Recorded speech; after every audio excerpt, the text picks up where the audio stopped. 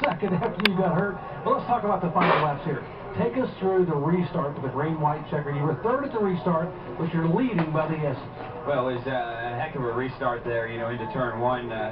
Kyle got into turn one pretty good, and it looked like he might have locked him up just a little bit and shoved up the hill, and was able to get in underneath him. And I guess Marcus was in between both of us, and I didn't really know that.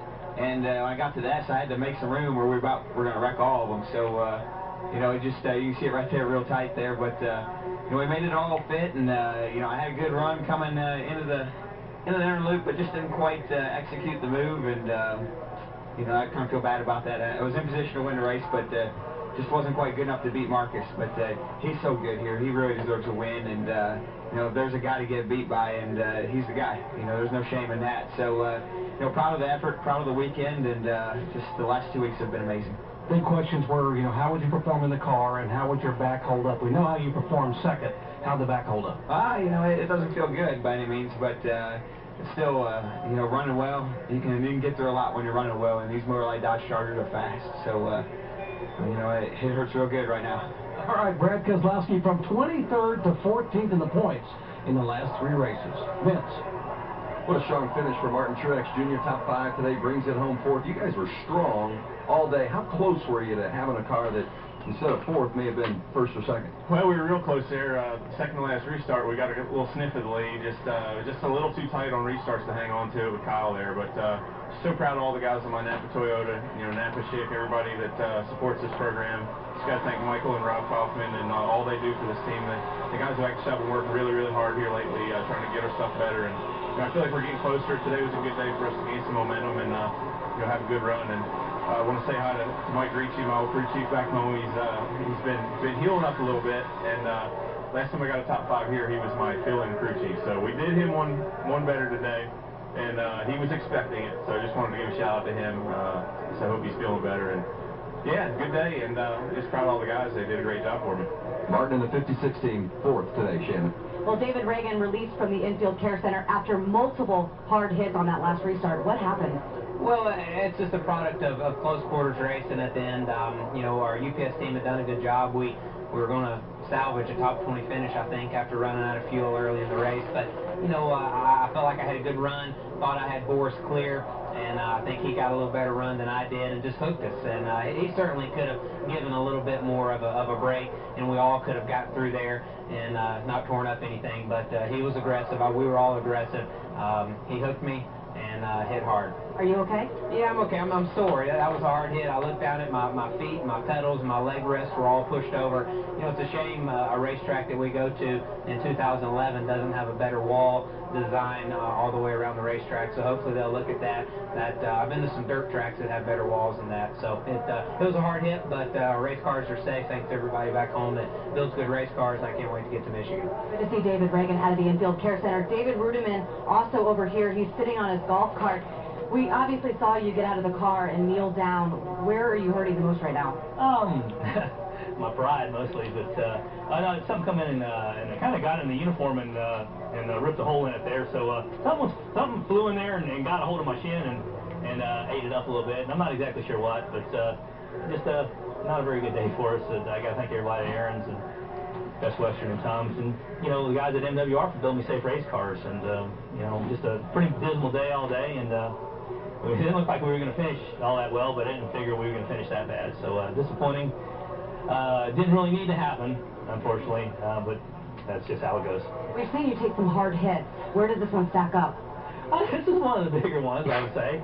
But it's part, you know, it's part of the gig. You know, I mean, you sign up to do this stuff. Every once in a while, you can hit something, and as fast as we're going, you know, you hit stuff pretty hard. So I'm good. We'll be ready for Michigan next week, and but I'm thinking where I hit probably be a good place for safety barriers, so maybe we should look at that next time we come back. But overall, okay, and ready to get out of here. A lot of hard hits here today at Watkins Glen, Alan. Yeah, there sure were a lot of hard hits. Look at the mess that car is. They probably won't run that one again. Yeah, and I'll have to say that both of these drivers handled that situation very well. They're right about the safer barriers. I have to take a look at that. And I thought David Reagan was very composed in talking about that situation, that he could have got a little more of a break right there. There were some tempers back in the garage after this.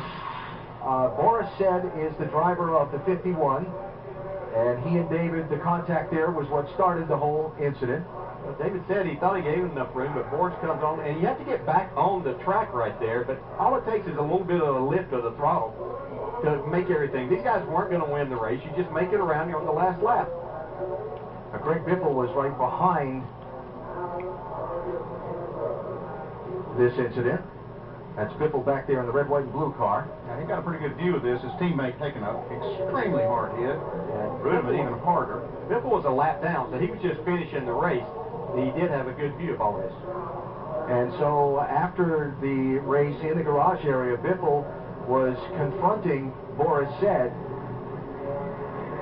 And probably taking up for his teammate somewhat. He saw that, you know, maybe he thought there wasn't any sense in that, especially for the spots they were racing for. And then Drew Blickensdorfer is the crew chief for David Reagan, and you see him right there beside some of his teammates.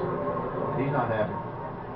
Wow. The fact is, it's a situation that could have been avoided. There's no doubt about that. It's nice that I'm sure David Reagan and the rest of the teammates over there will be glad to know they have a teammate like Greg Biffle sticking up for them. Brutal finish to this race for David Reagan and David Rudeman. Ron Fellows also involved in that. We saw Ron walk from the Infield Care Center as well. While the celebration continues in Victory Lane, Joey Logano is celebrating a 5th place run today. I would think celebrating, Doc. Absolutely no one to stake up for Joey because he's had a 3rd in the Nationwide car Saturday and a 5th today. Joey, what's been the biggest difference for you becoming a quality road racer? There's been a lot of things. Obviously, our cars have done a really good job. All the guys back at the shop have built us a new road course car this year, and we ran the same car at Sonoma, and he got 6th and a 5th here. So our car is really good, and Max Pappas has been helping me out as a driver a lot, as just figuring out how to drive these road courses. So it's helped out a lot. You know, I had 2 really good races this weekend, the Nationwide race and the Cup race with a 3rd place yesterday. GT race didn't go the way I wanted it to, but you know, it's definitely a good run for our Home Depot car. We've been running great lately. You know, last week we didn't get the finish that we deserved for where we ran. And, you know, that momentum carries over. You know, obviously it carried over from an oval to a road course this weekend, and we're going to carry it on to next weekend. All right, Joey Logano, a top 5 finish here at Watkins Glen. Dave. And Doc, we saw a lot of frustration out there, but this is actually a pretty friendly group right here. They all got together to discuss who finished who's in front of who and all this kind of thing. So all the crew chiefs are down here. They're just waiting for NASCAR officials to show up so they can, I guess, argue their points. And they're all very friendly about it right now. Just waiting for NASCAR. That's a big crowd behind the NASCAR hauler. A lot of crew chiefs there trying to figure out where they wound up today. And that's Steve Letarte left, Tony Gibson right, crew chiefs for Dale Jr. and Ryan Newman. I think there's Jr. in the middle of that as well. That argue their points, and I think that, yes, there are points, but they're more concerned about points that could be added to their total to help them be in a better position. Again, the top 10 finishers in today's race. Marcos Ambrose, the 5th first-time winner this season, and the 15th different winners so far this year. That Sprint Summer Showdown is going to be interesting in Atlanta. I'd have to say we've got a good opportunity to break that record of 19 different winners in a season this year. 15 for 22. It's been an amazing year of competition so far.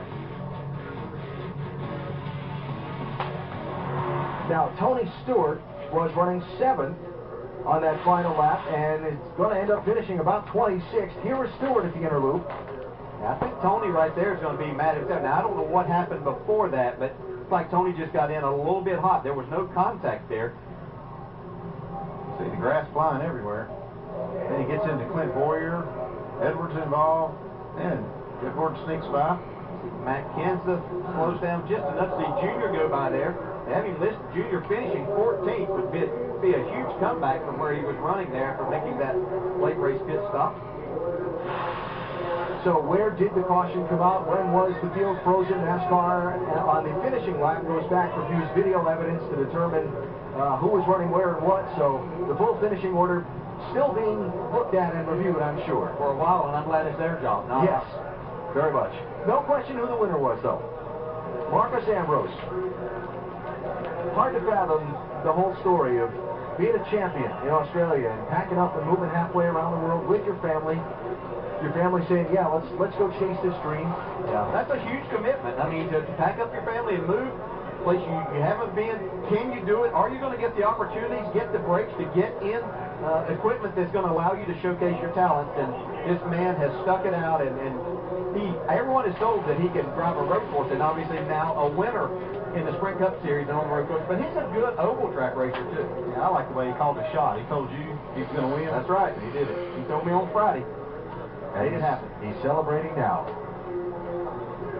Dave, does Dale Jr. know where he finished? Dale Jr. with a solid run here today. Not as high as he wanted to finish, but I was talking with Crew Chief Letard all day long, and points were the big thing for you. You're up a spot and 38 ahead of 11, Junior. Yeah, we were running pretty good, and we had a good strategy going, but the car runs short on gas, shorter than we expected, so we had to abort on our strategy there, and that put us behind pretty good ways, about 25th. But we had some good tires, and we kind of cut up through some accidents, and hopefully they'll sort this out, and you know, we'll finish a little bit higher. I think the 33 come around and got us. They got sort of ahead of us even after the accident. He was in the accident. We might have passed the 17. So who knows? We're just standing around waiting to figure it out. How pleased are you to be further up into the top 10 and maybe not have to worry about that wild card win thing? Well, I'm just racing, man. Trying to do